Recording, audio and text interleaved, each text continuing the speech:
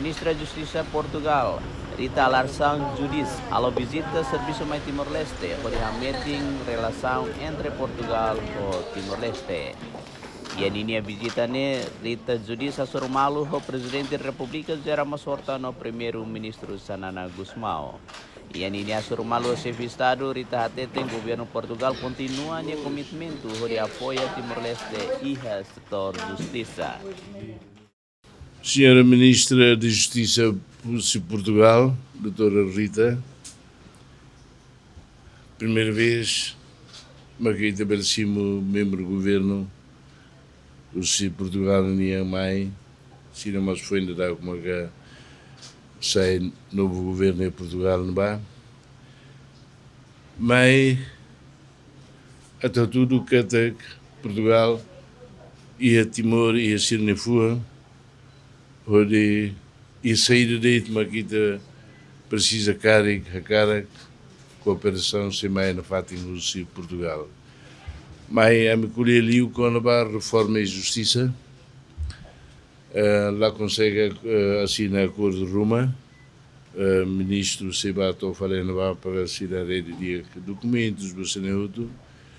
também e acordo né e tinha plano para a reforma de justiça e a dimensão de rua e da médio longo prazo. Hoje né e dizer que jovem Sira vai estuda direito, halal tem testes vai tuhil Sira vai e curto prazo pode for ajuda liu vai juízes, procuradores, defensores públicos e de advogados Sira, né? E a metodologia de pela avaliação no dia que liu, de pela ajuda Sira onde compreende não ser não bem mais juízes que procuradores ser não bem mais os de Portugal,